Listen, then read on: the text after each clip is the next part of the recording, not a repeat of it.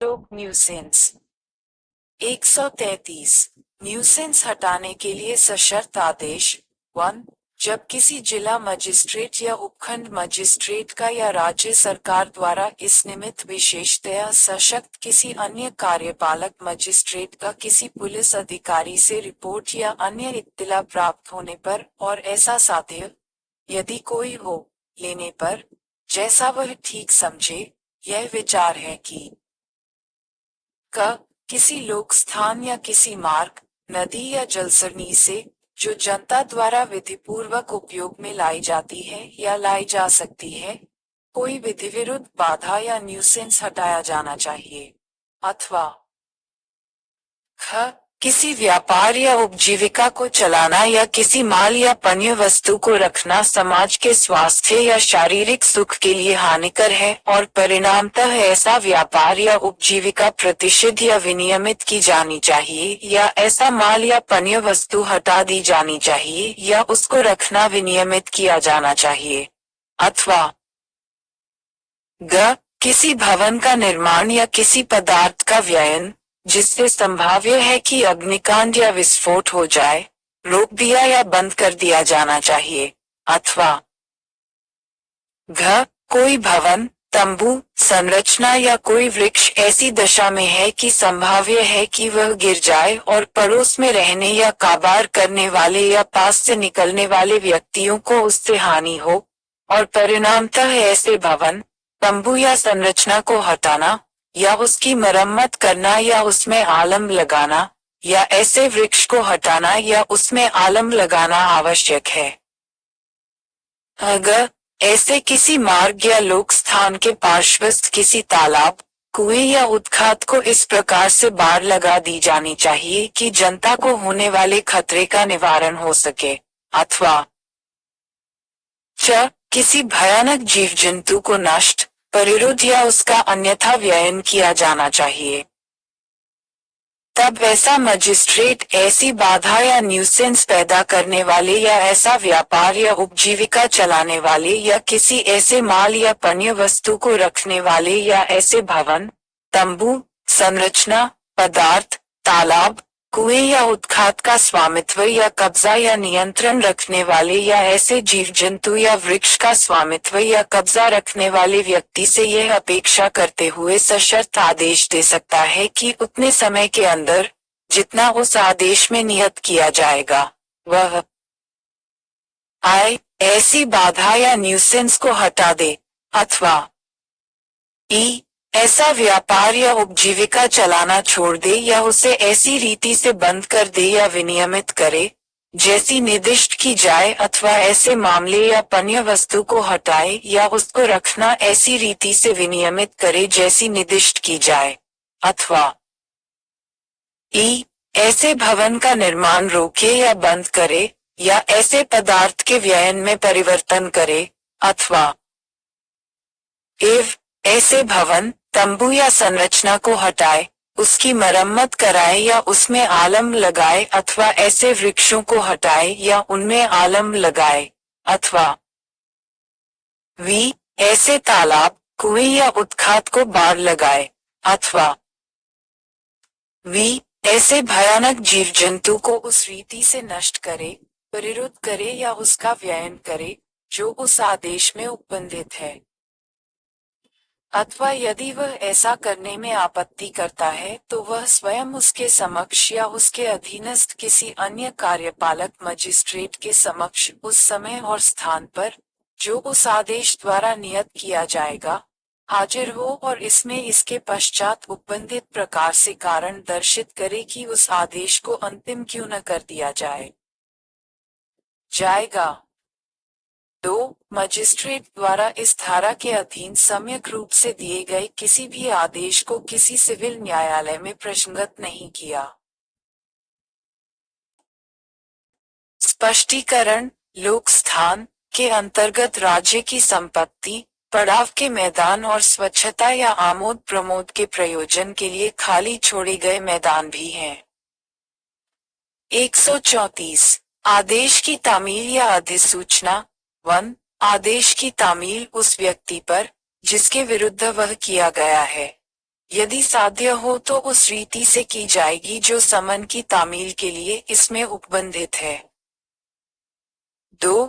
यदि ऐसे आदेश की तामील इस प्रकार नहीं की जा सकती है तो उसकी अधिसूचना ऐसी रीति से प्रकाशित उद्घोषणा द्वारा की जाएगी जैसी राज्य सरकार नियम द्वारा निर्दिष्ट करे और उसकी एक प्रति ऐसे स्थान या स्थानों पर चिपका दी जाएगी जो उस व्यक्ति को इत्तिला पहुंचाने के लिए सबसे अधिक उपयुक्त हैं। 135. जिस व्यक्ति को आदेश संबोधित है वह उसका पालन करे या कारण दर्शित करे वह व्यक्ति जिसके विरुद्ध ऐसा आदेश दिया गया है।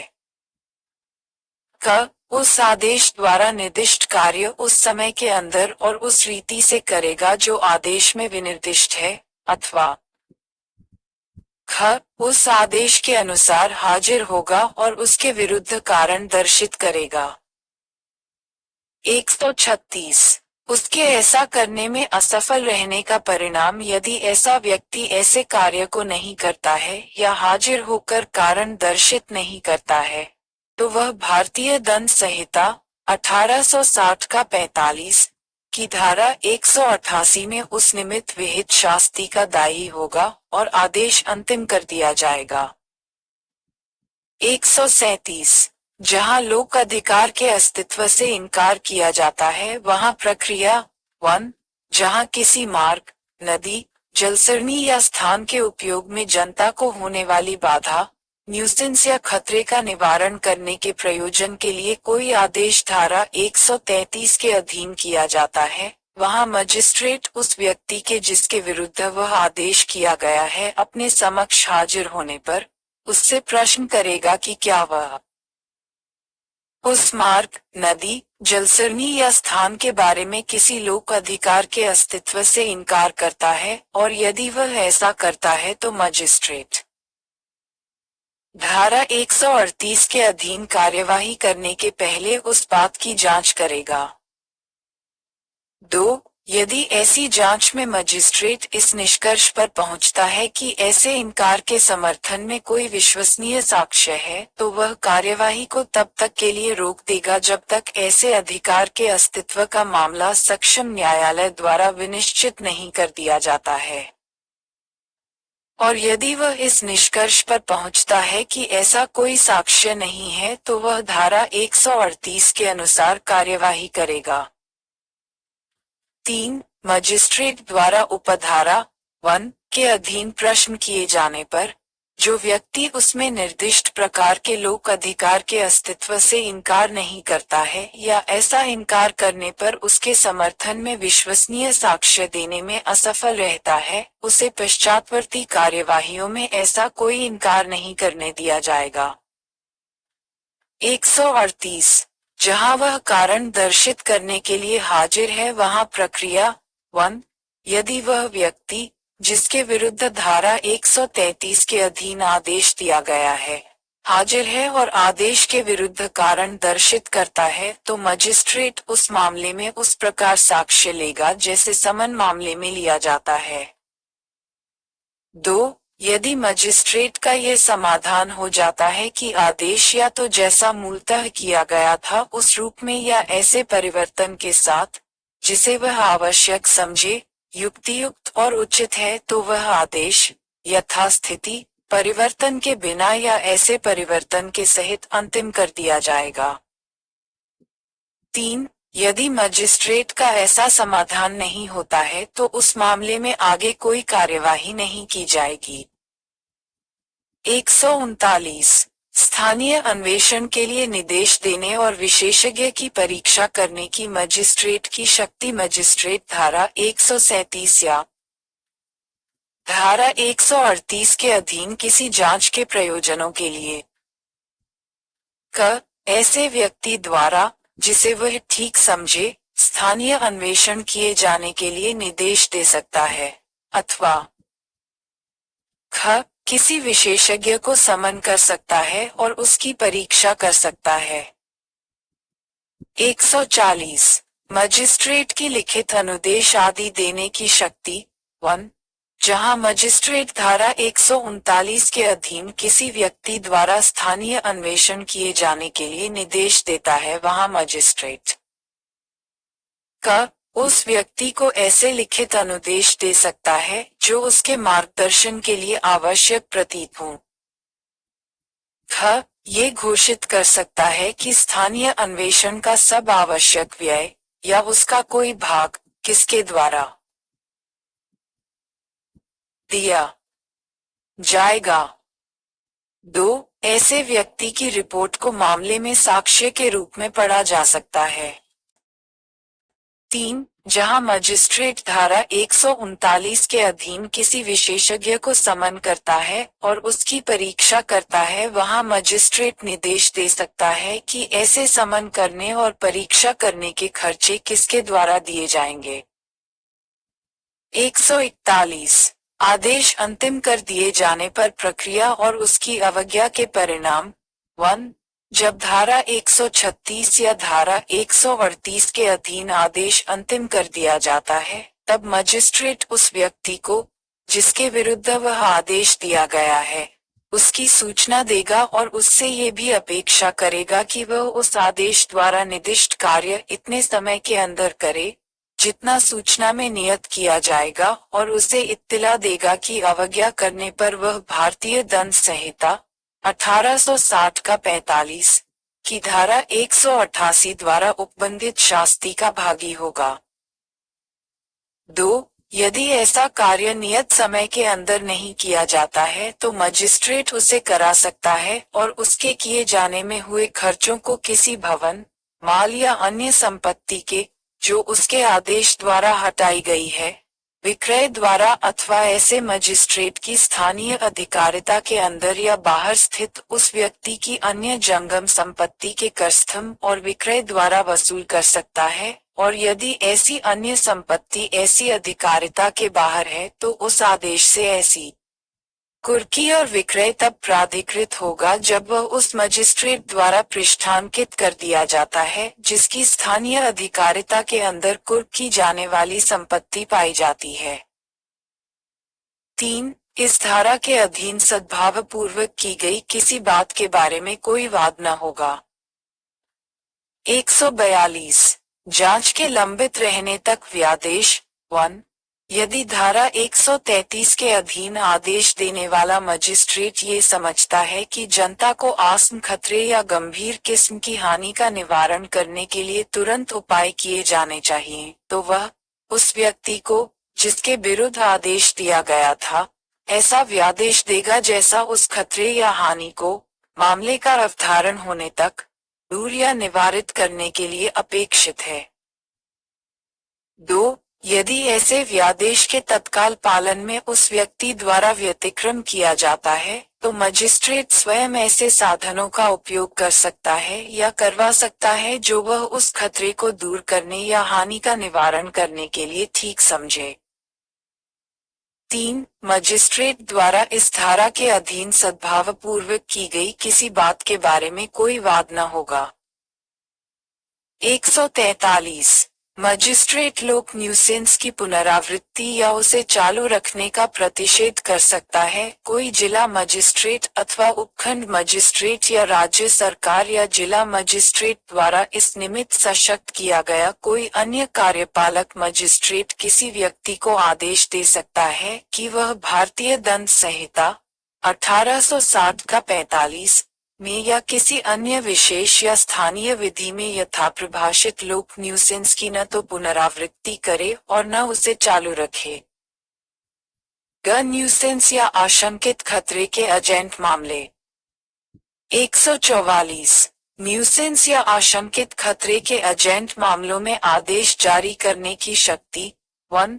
उन मामलों में जिनमें जिला मजिस्ट्रेट या उपखंड मजिस्ट्रेट अथवा राज्य सरकार द्वारा इस निमित्त विशेषतया सशक्त किए गए किसी अन्य कार्यपालक मजिस्ट्रेट की राय में इस धारा के अधीन कार्यवाही करने के लिए पर्याप्त आधार है और तुरंत निवारण या शीघ्र उपचार करना वांछनीय है। वह मजिस्ट्रेट ऐसे लिखित आदेश द्वारा जिसमें मामले के तात्विक तथ्यों का कथन होगा और जिसकी तामील धारा 134 द्वारा उपबंधित रीति से कराई जाएगी।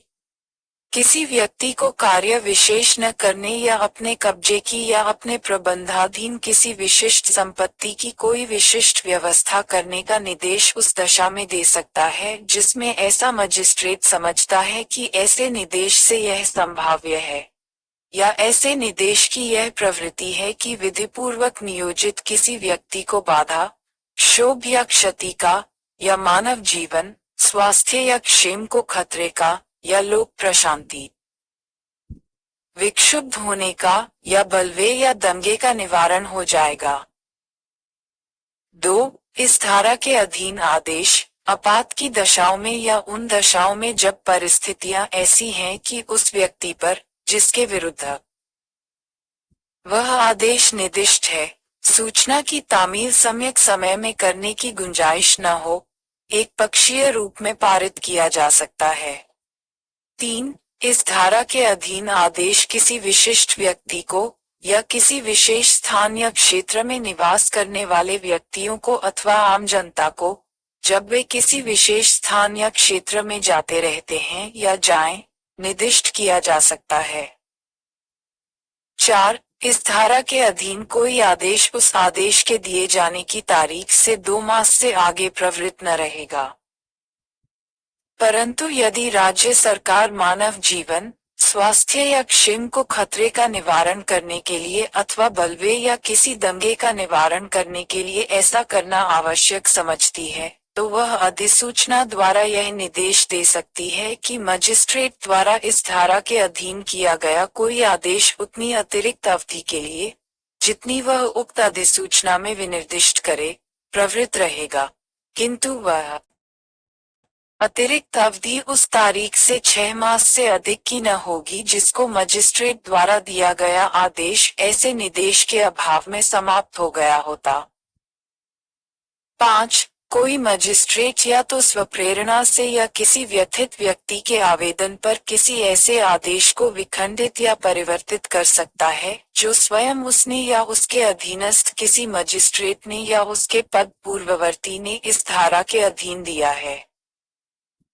6. राज्य सरकार उपधारा 4 के परंतु के अधीन अपने द्वारा दिए गए किसी आदेश को या तो स्वप्रेरणा से या किसी व्यथित व्यक्ति के आवेदन पर विखंडित या परिवर्तित कर सकती है। 7. जहां उपधारा 5 या उपधारा 6 के अधीन आवेदन प्राप्त होता है, वहां यथास्थिति मजिस्ट्रेट या राज्य सरकार आवेदक को या तो स्वयं या प्लीडर द्वारा उसके समक्ष हाजिर होने और आदेश के विरुद्ध कारण दर्शित करने का शीघ्र अवसर देगी, और यदि यथास्थिति मजिस्ट्रेट या राज्य सरकार आवेदन को पूर्णतः या अंशतः नामंजूर कर दे तो वह ऐसा करने के अपने कारणों को लेखबद्ध करेगी। 144 का परिशिष्ट देखिए। घर स्थावर संपत्ति के बारे में विवाद।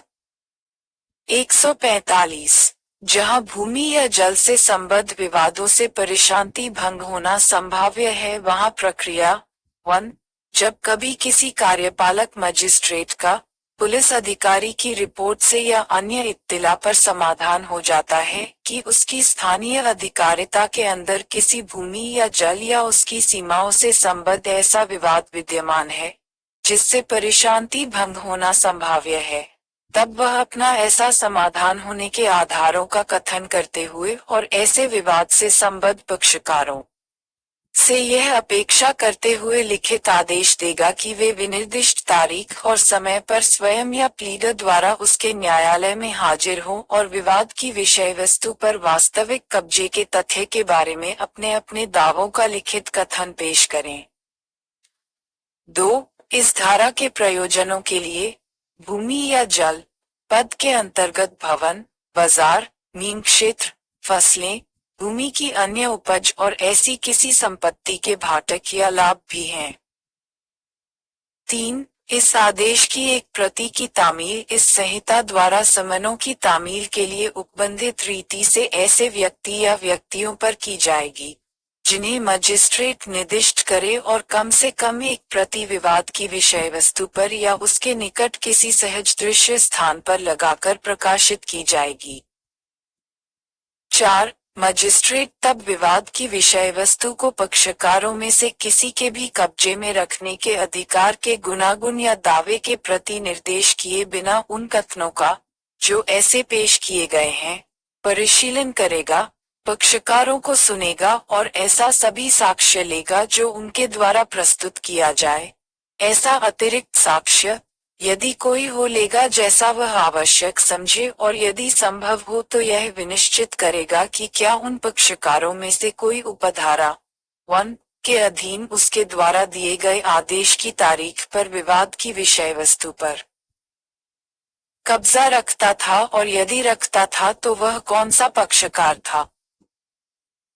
परंतु यदि मजिस्ट्रेट को ये प्रतीत होता है कि कोई पक्षकार उस तारीख के, जिसको पुलिस अधिकारी की रिपोर्ट या अन्य इत्तिला मजिस्ट्रेट को प्राप्त हुई, ठीक पूर्व 2 मास के अंदर या उस तारीख के पश्चात और उपधारा 1 के अधीन उसके आदेश की तारीख के पूर्व बलात् और सदोष रूप से बेकब्जा किया गया है, तो वह यह मान सकेगा कि उस प्रकार बेकब्जा किया गया पक्षकार उपधारा 1 के अधीन उसके आदेश की तारीख को कब्जा रखता था। 5. इस धारा की कोई बात हाजिर होने के लिए ऐसे अपेक्षित किसी पक्षकार को या किसी अन्य हितबद्ध व्यक्ति को ये दर्शित करने से नहीं रोकेगी कि कोई पूर्वोक्त प्रकार का विवाद वर्तमान नहीं है या नहीं रहा है, और ऐसी दशा में मजिस्ट्रेट अपने उक्त आदेश को रद्द कर देगा और उस पर आगे की सब कार्यवाहियां रोक दी जाएंगी, किंतु उपधारा 1 के अधीन मजिस्ट्रेट का आदेश ऐसे रद्दकरण के अधीन रहते हुए अंतिम होगा। 6.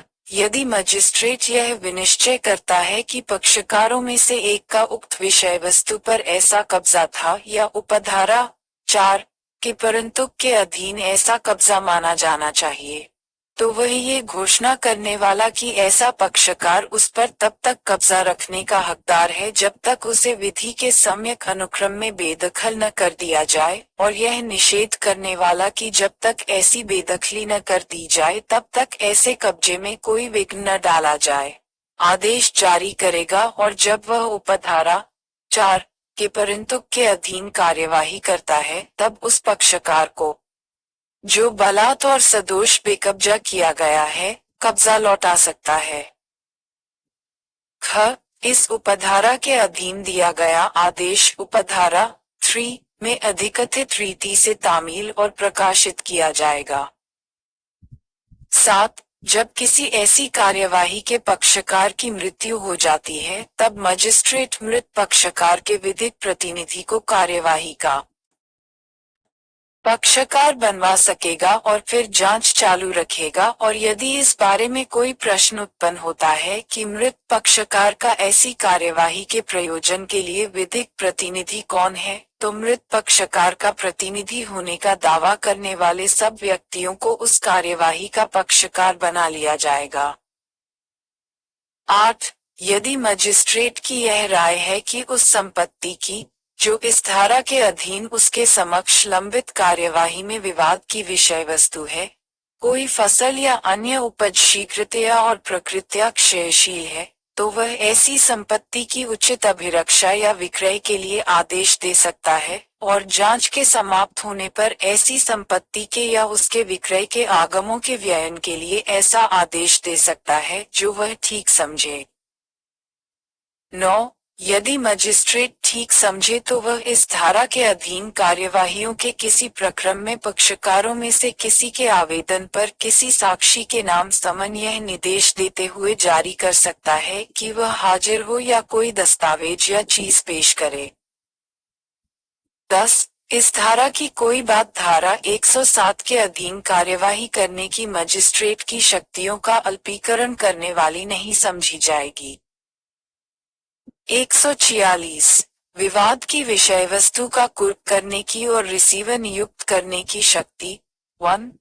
यदि धारा 145 की उपधारा 1 के अधीन आदेश करने के पश्चात किसी समय मजिस्ट्रेट मामले को आपत्तिक समझता है, अथवा यदि वह विनिश्चय करता है कि पक्षकारों में से किसी का धारा 145 में यथानिर्दिष्ट कब्जा उस समय नहीं था, अथवा यदि वह अपना समाधान नहीं कर पाता है कि उस समय उनमें से किसका ऐसा कब्जा विवाद की विषय वस्तु पर था, तो वह विवाद की विषय वस्तु को तब तक के लिए कुर्क कर सकता है जब तक कोई सक्षम न्यायालय उसके कब्जे का हकदार व्यक्ति होने के बारे में उसके पक्षकारों के अधिकारों का अवधारण नहीं कर देता है। परंतु यदि ऐसे मजिस्ट्रेट का समाधान हो जाता है कि विवाद की विषय वस्तु के बारे में परिशांति भंग होने की कोई संभाव्यता नहीं रही, तो वह किसी समय भी कुर्की वापस ले सकता है।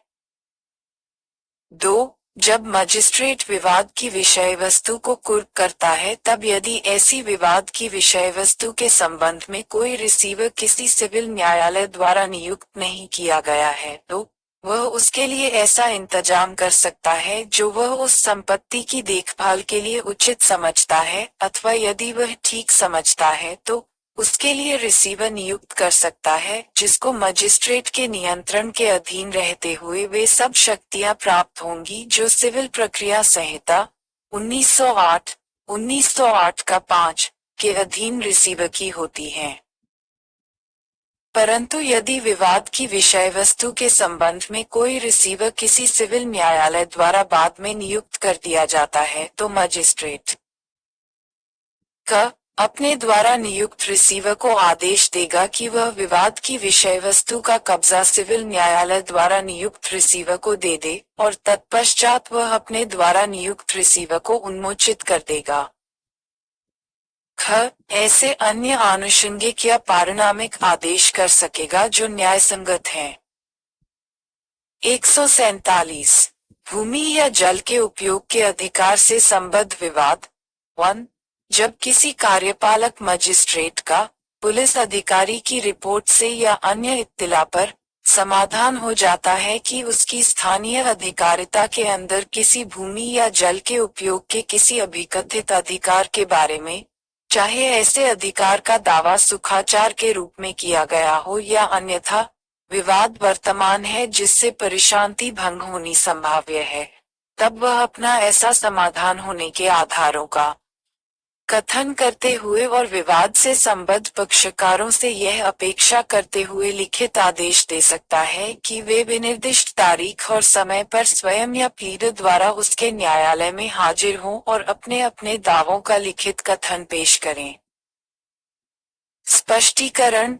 भूमि या जल पद का वही अर्थ होगा जो धारा 145 की उपधारा 2 में दिया गया है।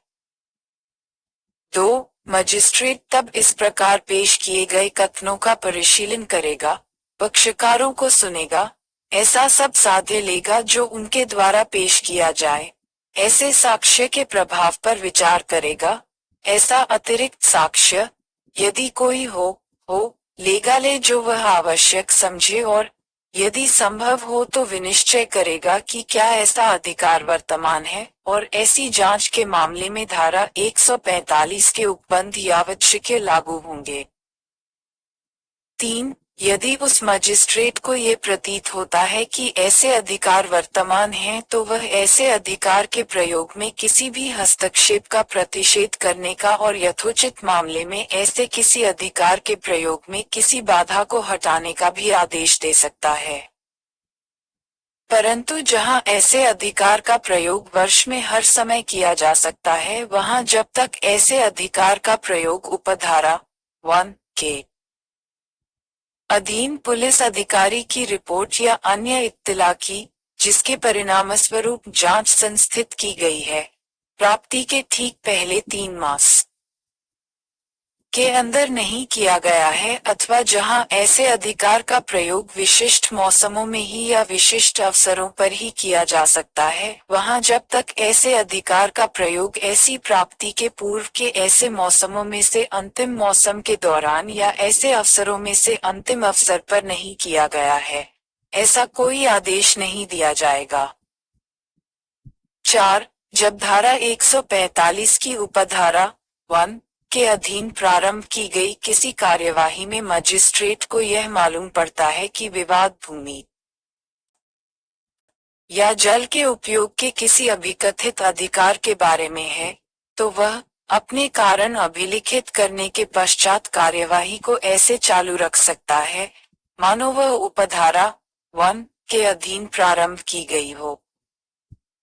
और जब उपधारा 1 के अधीन प्रारंभ की गई किसी कार्यवाही में मजिस्ट्रेट को यह मालूम पड़ता है कि विवाद के संबंध में धारा 145 के अधीन कार्यवाही की जानी चाहिए, तो वह अपने कारण अभिलिखित करने के पश्चात कार्यवाही को ऐसे चालू रख सकता है, मानो वह धारा 145 की उपधारा 1 के अधीन प्रारंभ की गई हो।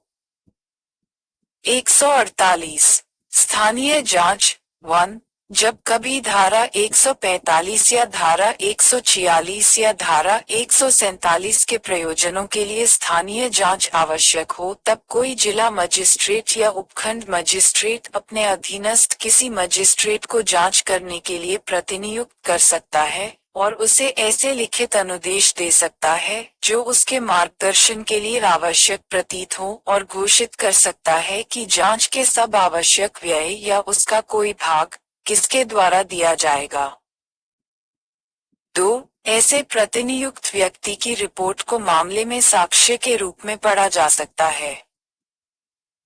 3 जब धारा 145, धारा 146 या धारा 147 के अधीन कार्यवाही के किसी पक्षकार द्वारा कोई खर्च किए गए हैं, तब विनिश्चय करने वाला मजिस्ट्रेट यह निर्देश दे सकता है कि ऐसे खर्चे किसके द्वारा दिए जाएंगे, ऐसे पक्षकार द्वारा दिए जाएंगे या कार्यवाही के किसी अन्य पक्षकार द्वारा, और पूरे के पूरे दिए जाएंगे अथवा भाग या अनुपात में, और ऐसे खर्चों के अंतर्गत साक्षियों के और प्लीडरों की फीस के बारे में वे व्यय भी हो सकते हैं जिन्हें न्यायालय उचित समझे।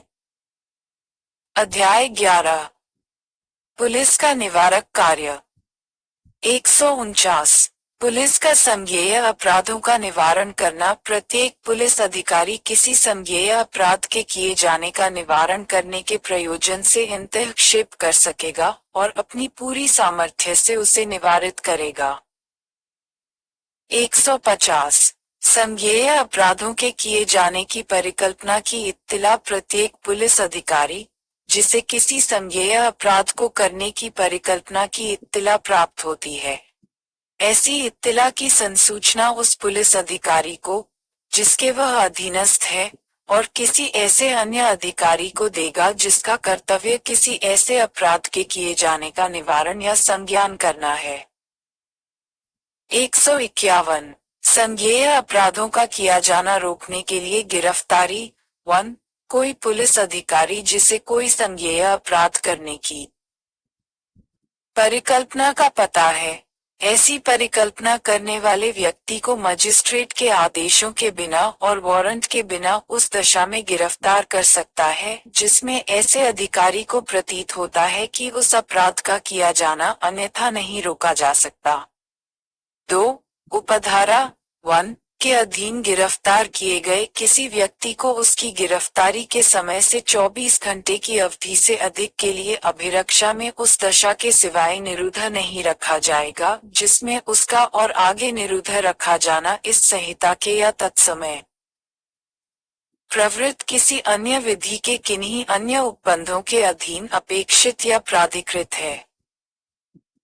152 लोक संपत्ति की हानि का निवारण किसी पुलिस अधिकारी की दृष्टिगोचरता में किसी भी जंगम या स्थावर लोक संपत्ति को हानि पहुंचाने का प्रयत्न किए जाने पर वह उसका या किसी लोक भूमि चिन्ह या बोया या नौपरिवहन के लिए प्रयुक्त अन्य चिन्ह के हटाए जाने या उसे हानि पहुंचाए जाने का निवारण करने के लिए अपने ही प्राधिकार से हस्तक्षेप कर सकता है। 153 बाटों और मापों का निरीक्षण 1 कोई पुलिस थाने का भारसाधक अधिकारी उस थाने की सीमाओं के अंदर किसी स्थान में जब कभी उसके पास यह विश्वास करने का कारण है कि ऐसे स्थान में कोई बाट, माप या तोलने के उपकरण हैं जो खोटे हैं, वहां प्रयुक्त या रखे हुए किन्हीं बाटों या मापों या तोलने के उपकरणों के निरीक्षण या तलाशी के प्रयोजन के लिए वारंट के बिना प्रवेश कर सकता है। 2. यदि वह उस स्थान में कोई ऐसे बाट, माप या तोलने के उपकरण पाता है जो खोटे हैं तो वह उन्हें अभिगृहीत कर सकता है और ऐसे अभिग्रहण की इत्तिला अधिकारिता रखने वाले मजिस्ट्रेट को तत्काल देगा। अध्याय 12 पुलिस को इत्तिला और उनकी अन्वेषण करने की शक्तियां। 154 संज्ञेय मामलों में इत्तिला। 1. संज्ञेय अपराध के किए जाने से संबंधित प्रत्येक इत्तिला, यदि पुलिस थाने के भारसाधक अधिकारी को मौखिक दी गई है, तो उसके द्वारा या उसके निदेशाधीन लेखबद्ध कर ली जाएगी और इत्तिला देने वाले को पढ़कर सुनाई जाएगी और प्रत्येक ऐसी इत्तिला पर, चाहे वह लिखित रूप में दी गई हो या पूर्वोक्त रूप में लेखबद्ध की गई हो, उस व्यक्ति द्वारा हस्ताक्षर किए जाएंगे जो उसे दे और उसका सार ऐसी पुस्तक में, जो उस अधिकारी द्वारा ऐसे रूप में रखी जाएगी जिसे राज्य सरकार इस निमित्त विहित करे, प्रविष्ट किया जाएगा। परंतु यदि किसी स्त्री द्वारा, जिसके विरुद्ध भारतीय दंड संहिता 1860 का 45 की धारा 326 क, धारा 326 ख, धारा 354, धारा 354 क, धारा 354 ख, धारा 354 ग, धारा 354 घ, धारा 376, धारा 376 क, धारा 376 कख, 376 ख, धारा 376 ग, धारा 376 घ, 376 घक, 376 घक, धारा 376 अग या धारा 509 के अधीन किसी अपराध के किए जाने या किए जाने का प्रयत्न किए जाने का अभिकथन किया गया है, कोई इत्तिला दी जाती है, तो ऐसी इत्तिला किसी महिला पुलिस अधिकारी या किसी महिला अधिकारी द्वारा अभिलिखित की जाएगी। परंतु यह और की यदि वह व्यक्ति, जिसके विरुद्ध भारतीय दंड संहिता 1860 का 45 की धारा 354, धारा 354 क, धारा 354 ख, धारा 354 ग, धारा 354 घ, धारा 376, धारा 376 क, धारा 376 कख, 376 ख, धारा 376 ग, धारा 376 घ, 376 घक, 376 घक, धारा 376 अग या धारा 509 के अधीन किसी अपराध के किए जाने का या किए जाने का प्रयत्न किए जाने का अभिकथन किया गया है, अस्थायी या स्थायी रूप से मानसिक या शारीरिक रूप से निःशक्त है, तो ऐसी इत्तिला किसी पुलिस अधिकारी द्वारा उस व्यक्ति के, जो ऐसे अपराध की रिपोर्ट करने की इच्छा करता है, निवास स्थान पर या उस व्यक्ति के विकल्प के किसी सुगम स्थान पर, यथास्थिति किसी द्विभाषीय या किसी विशेष प्रबोधक की उपस्थिति में अभिलिखित की जाएगी। ख. ऐसी इत्तिला के अभिलेखन की वीडियो फिल्म तैयार की जाएगी। ग. पुलिस अधिकारी धारा 164 की उपधारा 5 क के खंड क के अधीन किसी न्यायिक मजिस्ट्रेट द्वारा उस व्यक्ति का कथन यथासंभव शीघ्र अभिलिखित कराएगा। 2. उपधारा 1 के अधीन अभिलिखित इत्तिला की प्रतिलिपि इत्तिला देने वाले को तत्काल निःशुल्क दी जाएगी। 3. कोई व्यक्ति जो किसी पुलिस थाने के भारसाधक अधिकारी के उपधारा 1 में निर्दिष्ट इत्तिला को अभिलिखित करने से इनकार करने से व्यथित है, ऐसी इत्तिला का सार लिखित रूप में और डाक द्वारा संबद्ध पुलिस अधीक्षक को भेज सकता है, जो, यदि उसका ये समाधान हो जाता है कि ऐसी इत्तिला से किसी संज्ञेय अपराध का किया जाना प्रकट होता है, तो या तो स्वयं मामले का अन्वेषण करेगा या अपने अधीनस्थ किसी पुलिस अधिकारी द्वारा इस संहिता द्वारा उपबंधित रीति में अन्वेषण किए जाने का निर्देश देगा और उस अधिकारी को उस अपराध के संबंध में पुलिस थाने के भारसाधक अधिकारी की सभी शक्तियां होंगी। 155 असंज्ञेय मामलों के बारे में इत्तिला और ऐसे मामलों का अन्वेषण 1 जब पुलिस थाने के भारसाधक अधिकारी को उस थाने की सीमाओं के अंदर असंज्ञेय अपराध के किए जाने की इत्तिला दी जाती है, तब वह ऐसी इत्तिला का सार ऐसी पुस्तक में, जो ऐसे अधिकारी द्वारा ऐसे प्रारूप में रखी जाएगी जो राज्य सरकार इस निमित्त विहित करे, प्रविष्ट करेगा या प्रविष्ट कराएगा और इत्तिला देने वाले को मजिस्ट्रेट के पास जाने को निर्देशित करेगा। 2 कोई पुलिस अधिकारी किसी असंज्ञेय मामले का अन्वेषण ऐसे मजिस्ट्रेट के आदेश के बिना नहीं करेगा जिससे ऐसे मामले का विचारण करने की या मामले को विचारणार्थ सुपुर्द करने की शक्ति है। 3 कोई पुलिस अधिकारी ऐसा आदेश मिलने पर वारंट के बिना गिरफ्तारी करने की शक्ति के सिवाय अन्वेषण के बारे में वैसी ही शक्तियों का प्रयोग कर सकता है जैसी पुलिस थाने का भारसाधक अधिकारी संज्ञेय मामले में कर सकता है। 4 जहां मामले का संबंध ऐसे 2 या अधिक अपराधों से है जिनमें से कम एक संज्ञेय है, वहां इस बात के होते हुए भी कि अन्य अपराध असंज्ञेय हैं, वह मामला संज्ञेय मामला समझा जाएगा। 156 संज्ञेय मामलों का अन्वेषण करने की पुलिस अधिकारी की शक्ति 1 कोई पुलिस थाने का भारसाधक अधिकारी मजिस्ट्रेट के आदेश के बिना किसी ऐसे संज्ञेय मामले का अन्वेषण कर सकता है जिसकी जांच या विचारण करने की शक्ति उस थाने की सीमाओं के अंदर के स्थानीय क्षेत्र पर अधिकारिता रखने वाले न्यायालय को अध्याय 13 के उपबंधों के अधीन है। 2 ऐसे किसी मामले में पुलिस अधिकारी की किसी कार्यवाही को किसी भी प्रक्रम में इस आधार पर प्रश्नगत न किया जाएगा कि वह मामला ऐसा था जिसमें ऐसा अधिकारी इस धारा के अधीन अन्वेषण करने के लिए सशक्त न था। 3 धारा 190 के अधीन सशक्त किया गया कोई मजिस्ट्रेट पूर्वोक्त प्रकार के अन्वेषण का आदेश कर सकता है।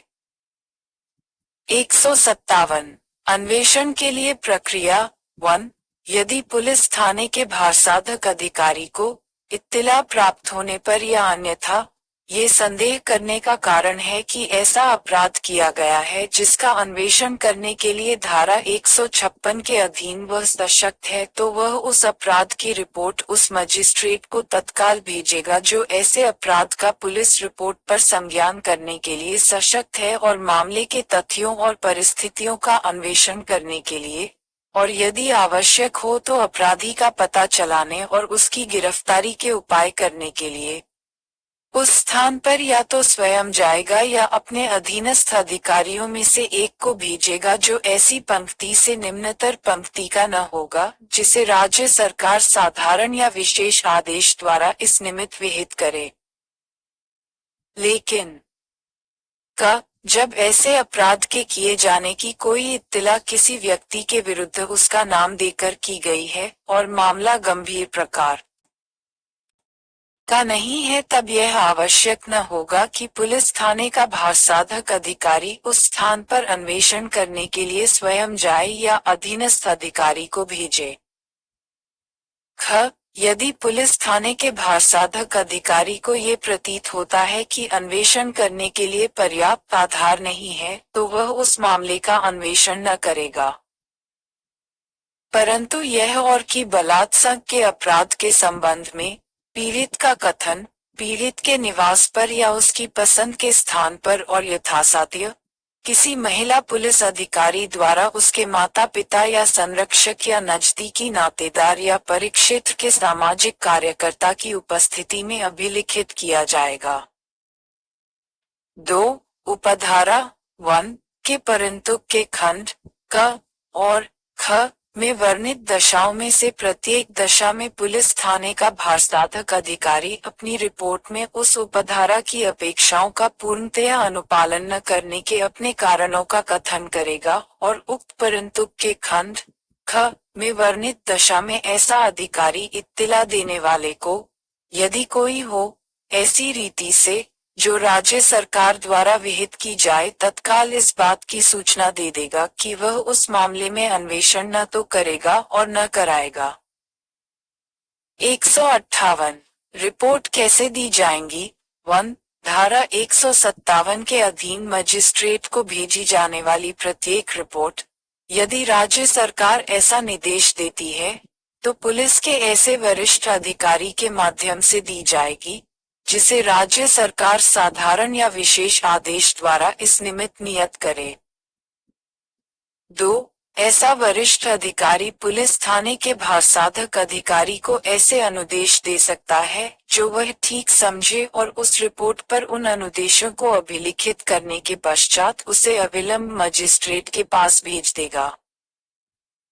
159 अन्वेषण या प्रारंभिक जांच करने की शक्ति। ऐसा मजिस्ट्रेट ऐसी रिपोर्ट प्राप्त होने पर अन्वेषण के लिए आदेश दे सकता है, या यदि वह ठीक समझे तो वह इस संहिता में उपबंधित रीति से मामले की प्रारंभिक जांच करने के लिए या उसको अन्यथा निपटाने के लिए तुरंत कार्यवाही कर सकता है, या अपने अधीनस्थ किसी मजिस्ट्रेट को कार्यवाही करने के लिए प्रतिनियुक्त कर सकता है। 160 साक्षियों की हाजिरी की अपेक्षा करने की पुलिस अधिकारी की शक्ति। 1.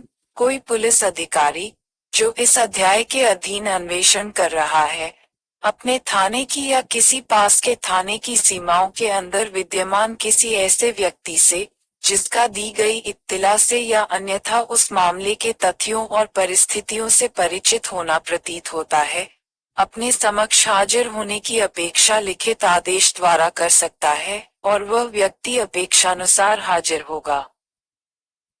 परंतु किसी पुरुष से जो 15 वर्ष से कम आयु का या 65 वर्ष से अधिक आयु का है, या किसी स्त्री से या किसी मानसिक या शारीरिक रूप से निःशक्त व्यक्ति से, ऐसे स्थान से जिसमें ऐसा पुरुष या स्त्री निवास करती है, भिन्न किसी स्थान पर हाजिर होने की अपेक्षा नहीं की जाएगी। 2. अपने निवास स्थान से भिन्न किसी स्थान पर उपधारा 1 के अधीन हाजिर होने के लिए प्रत्येक व्यक्ति के उचित खर्चों का पुलिस अधिकारी द्वारा संदाय कराने के लिए राज्य सरकार इस निमित्त बनाए गए नियमों द्वारा उपबंध कर सकती है। 161 पुलिस द्वारा साक्षियों की परीक्षा। 1. कोई पुलिस अधिकारी जो इस अध्याय के अधीन अन्वेषण कर रहा है, या ऐसे अधिकारी की अपेक्षा पर कार्य करने वाला पुलिस अधिकारी जो ऐसी पंक्ति से निम्नतर पंक्ति का नहीं है, जिसे राज्य सरकार साधारण या विशेष आदेश द्वारा इस निमित्त विहित करे, मामले के तथ्यों और परिस्थितियों से परिचित समझे जाने वाले किसी व्यक्ति की मौखिक परीक्षा कर सकता है।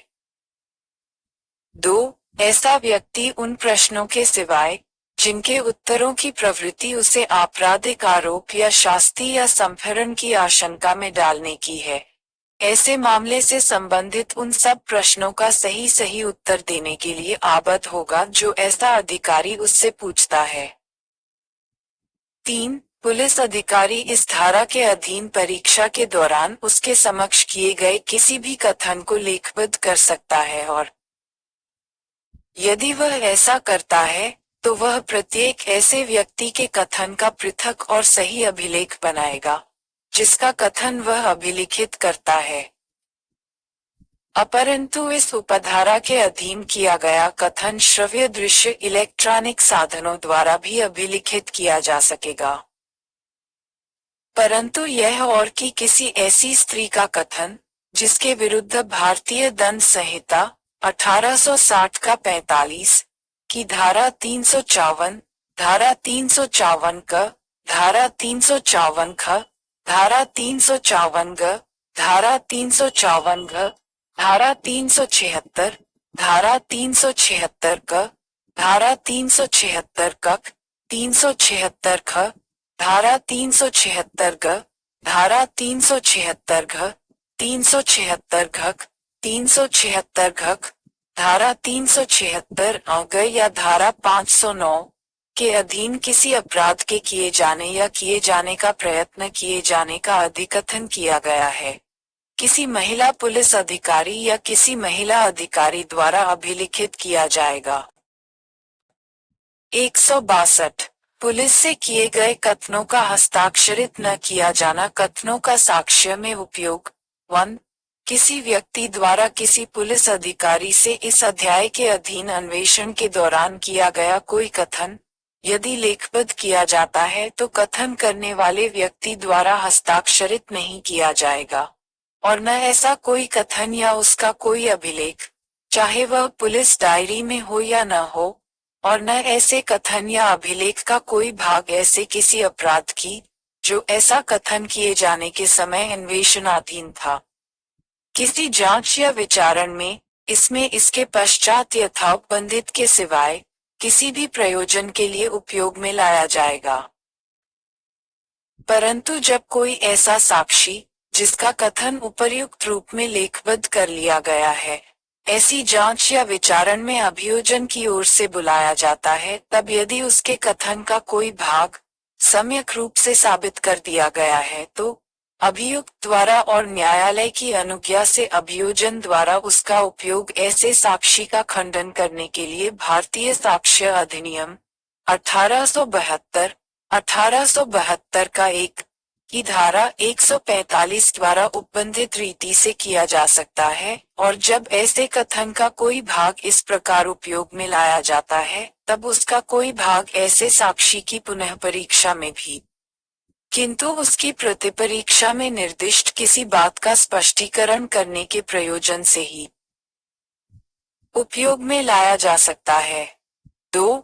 इस धारा की किसी बात के बारे में यह न समझा जाएगा कि वह भारतीय साक्ष्य अधिनियम 1872 का 1 की धारा 32 के खंड 1 के उपबंधों के अंदर आने वाले किसी कथन को लागू होती है या उस अधिनियम की धारा 27 के उपबंधों पर प्रभाव डालती है। स्पष्टीकरण उपधारा 1 में निर्दिष्ट कथन में किसी तथ्य या परिस्थिति के कथन का लोप या खंडन हो सकता है यदि वह उस संदर्भ को ध्यान में रखते हुए जिसमें ऐसा लोप किया गया है महत्वपूर्ण और अन्यथा संगत प्रतीत होता है, और कोई लोप किसी विशिष्ट संदर्भ में खंडन है या नहीं ये तथ्य का प्रश्न होगा। 163 कोई उत्प्रेरणा न दिया जाना। 1. कोई पुलिस अधिकारी या प्राधिकार वाला अन्य व्यक्ति भारतीय साक्ष्य अधिनियम 1872 का 1 की धारा 24 में यथावर्णित कोई उत्प्रेरणा, धमकी या वचन न तो देगा और न करेगा तथा न दिलवाएगा और न करवाएगा। 2. किंतु कोई पुलिस अधिकारी या अन्य व्यक्ति इस अध्याय के अधीन किसी अन्वेषण के दौरान किसी व्यक्ति को कोई कथन करने से, जो वह अपनी स्वतंत्र इच्छा से करना चाहे, किसी चेतावनी द्वारा या अन्यथा निवारित न करेगा। परंतु इस धारा की कोई बात धारा 164 की उपधारा 4 के उपबंधों पर प्रभाव न डालेगी। 164 संस्वीकृतियों और कथनों को अभिलिखित करना। 1. कोई महानगर मजिस्ट्रेट या न्यायिक मजिस्ट्रेट, चाहे उसे मामले में अधिकारिता हो या न हो, इस अध्याय के अधीन या तत्समय प्रवृत्त किसी अन्य विधि के अधीन किसी अन्वेषण के दौरान या तत्पश्चात जांच या विचारण प्रारंभ होने के पूर्व किसी समय अपने से की गई किसी संस्वीकृति या कथन को अभिलिखित कर सकता है। परंतु इस उपधारा के अधीन की गई कोई संस्वीकृति या कथन अपराध के अभियुक्त व्यक्ति के अधिवक्ता की उपस्थिति में श्रव्य दृश्य इलेक्ट्रॉनिक साधनों द्वारा भी अभिलिखित किया जा सकेगा। परंतु यह और कि किसी पुलिस अधिकारी द्वारा, जिसे तत्समय प्रवृत्त किसी विधि के अधीन मजिस्ट्रेट की कोई शक्ति प्रदत्त की गई है, कोई संस्वीकृति अभिलिखित नहीं की जाएगी। 2. मजिस्ट्रेट किसी ऐसी संस्वीकृति को अभिलिखित करने के पूर्व उस व्यक्ति को, जो संस्वीकृति कर रहा है, ये समझाएगा कि वह ऐसी संस्वीकृति करने के लिए आबद्ध नहीं है, और यदि वह उसे करेगा तो वह उसके विरुद्ध साध्य में उपयोग में लाई जा सकती है, और मजिस्ट्रेट कोई ऐसी संस्वीकृति तब तक अभिलिखित न करेगा जब तक उसे करने वाले व्यक्ति से प्रश्न करने पर उसको यह विश्वास करने का कारण न हो कि वह स्वेच्छा से की जा रही है। 3. संस्वीकृति अभिलिखित किए जाने से पूर्व यदि मजिस्ट्रेट के समक्ष हाजिर होने वाला व्यक्ति यह कथन करता है कि वह संस्वीकृति करने के लिए इच्छुक नहीं है, तो मजिस्ट्रेट ऐसे व्यक्ति के पुलिस की अभिरक्षा में निरोध को प्राधिकृत नहीं करेगा। 4. ऐसी संस्वीकृति किसी अभियुक्त व्यक्ति की परीक्षा को अभिलिखित करने के लिए धारा 281 में उपबंधित रीति से अभिलिखित की जाएगी और संस्वीकृति करने वाले व्यक्ति द्वारा उस पर हस्ताक्षर किए जाएंगे और मजिस्ट्रेट ऐसे अभिलेख के नीचे निम्नलिखित भाव का एक ज्ञापन लिखेगा। मैंने नाम को ये समझा दिया है कि वह संस्वीकृति करने के लिए आबद्ध नहीं है और यदि वह ऐसा करता है तो कोई संस्वीकृति जो वह करेगा उसके विरुद्ध साध्य में उपयोग में लाई जा सकती है और मुझे विश्वास है कि यह संस्वीकृति स्वेच्छा से की गई है। यह मेरी उपस्थिति में और मेरे सुनते हुए लिखी गई है और जिस व्यक्ति ने ये संस्वीकृति की है उसे ये पढ़कर सुना दी गई है और उसने उसका सही होना स्वीकार किया है और उसके द्वारा किए गए कथन का पूरा और सही वृत्तांत इसमें है। हस्ताक्षर कक्ष मजिस्ट्रेट। 5. उपधारा 1 के अधीन किया गया संस्वीकृति से भिन्न कोई कथन साध्य अभिलिखित करने के लिए इसमें इसके पश्चात उपबंधित ऐसी रीति से अभिलिखित किया जाएगा जो मजिस्ट्रेट की राय में मामले की परिस्थितियों में सर्वाधिक उपयुक्त हो तथा मजिस्ट्रेट को उस व्यक्ति को शपथ दिलाने की शक्ति होगी जिसका कथन इस प्रकार अभिलिखित किया जाता है। 5 क भारतीय दंड संहिता 1860 का 45 की धारा 354, धारा 354 क, धारा 354 ख, धारा 354 ग, धारा 354 घ, धारा 376 की उपधारा 1 या उपधारा 2, अधारा 376 क, धारा 376 कक, 376 ख, धारा 376 ग, धारा 376 घ, 376 घक, 376 घक, धारा 376 अग या धारा 509 के अधीन दंडनीय मामलों में न्यायिक मजिस्ट्रेट उस व्यक्ति का जिसके विरुद्ध उपधारा 5 में विहित रीति में ऐसा अपराध किया गया है कथन जैसे ही अपराध का किया जाना पुलिस की जानकारी में लाया जाता है अभिलिखित करेगा। परंतु यदि कथन करने वाला व्यक्ति अस्थायी या स्थायी रूप से मानसिक या शारीरिक रूप से निःशक्त है तो मजिस्ट्रेट कथन अभिलिखित करने में किसी द्विभाषीय या विशेष प्रबोधक की सहायता लेगा। परंतु यह और कि यदि कथन करने वाला व्यक्ति अस्थायी या स्थायी रूप से मानसिक या शारीरिक रूप से निःशक्त है तो किसी द्विभाषीय या विशेष प्रबोधक की सहायता से उस व्यक्ति द्वारा किए गए कथन की वीडियो फिल्म तैयार की जाएगी।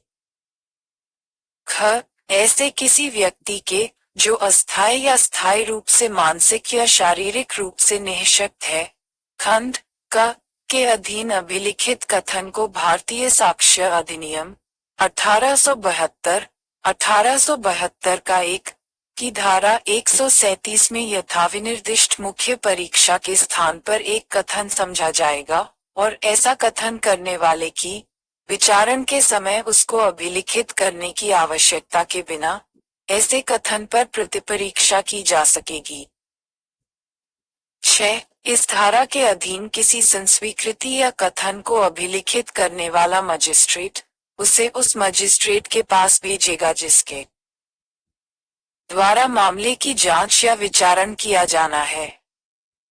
3164 का बलात्संग के पीड़ित व्यक्ति की चिकित्सीय परीक्षा 1 जहां ऐसे प्रक्रम के दौरान जब बलात्संग या बलात्संग करने का प्रयत्न करने के अपराध का अन्वेषण किया जा रहा है उस स्त्री के शरीर की जिसके साथ बलात्संग किया जाना या करने का प्रयत्न करना अभिकथित है किसी चिकित्सा विशेषज्ञ से परीक्षा कराना प्रस्तावित है वहां ऐसी परीक्षा सरकार या किसी स्थानीय प्राधिकारी द्वारा चलाए जा रहे किसी अस्पताल में नियोजित रजिस्ट्रीकृत चिकित्सा व्यवसाय द्वारा, और ऐसे व्यवसाय की अनुपस्थिति में किसी अन्य रजिस्ट्रीकृत चिकित्सा व्यवसाय द्वारा, ऐसी स्त्री की सहमति से या उसकी ओर से ऐसी सहमति देने के लिए सक्षम व्यक्ति की सहमति से की जाएगी, और ऐसी स्त्री को ऐसा अपराध किए जाने से संबंधित इत्तिला प्राप्त होने के समय से 24 घंटे के भीतर ऐसे रजिस्ट्रीकृत चिकित्सा व्यवसायी के पास भेजा जाएगा। 2. वह रजिस्ट्रीकृत चिकित्सा व्यवसाय जिसके पास ऐसी स्त्री भेजी जाती है, बिना किसी विलंब के उसके शरीर की परीक्षा करेगा और एक परीक्षा रिपोर्ट तैयार करेगा जिसमें निम्नलिखित ब्यौरे दिए जाएंगे, अर्थात आय स्त्री का और उस व्यक्ति का जो उसे लाया है, नाम और पता। स्त्री की आयु। डीएनए प्रोफाइल करने के लिए स्त्री के शरीर से ली गई सामग्री का वर्णन। स्त्री के शरीर पर क्षति के, यदि कोई है, चिन्ह। स्त्री की साधारण मानसिक दशा और उचित ब्यौरे सहित अन्य तात्विक विशिष्टियां। 3. रिपोर्ट में संक्षेप में वे कारण अभिलिखित किए जाएंगे जिनसे प्रत्येक निष्कर्ष निकाला गया है। 4. रिपोर्ट में विनिर्दिष्ट रूप से यह अभिलिखित किया जाएगा कि ऐसी परीक्षा के लिए स्त्री की सहमति या उसकी ओर से ऐसी सहमति देने के लिए सक्षम व्यक्ति की सहमति अभिप्राप्त कर ली गई है। 5. रिपोर्ट में परीक्षा प्रारंभ और समाप्त करने का सही समय भी अंकित किया जाएगा। 6. रजिस्ट्रीकृत चिकित्सा व्यवसाय बिना विलंब के रिपोर्ट अन्वेषण अधिकारी को भेजेगा जो उसे धारा 173 में निर्दिष्ट मजिस्ट्रेट को उस धारा की उपधारा 5 के खंड क में निर्दिष्ट दस्तावेजों के भाग रूप में भेजेगा। 7. इस धारा की किसी बात का यह अर्थ नहीं लगाया जाएगा कि वह स्त्री की सहमति के बिना या उसकी ओर से ऐसी सहमति देने के लिए सक्षम किसी व्यक्ति की सहमति के बिना किसी परीक्षा को विधिमान्य बनाती है। स्पष्टीकरण इस धारा के प्रयोजनों के लिए परीक्षा और रजिस्ट्रीकृत चिकित्सा व्यवसाय के वही अर्थ हैं जो उनके धारा 53 में हैं। 2013 के अधिनियम की धारा 16 द्वारा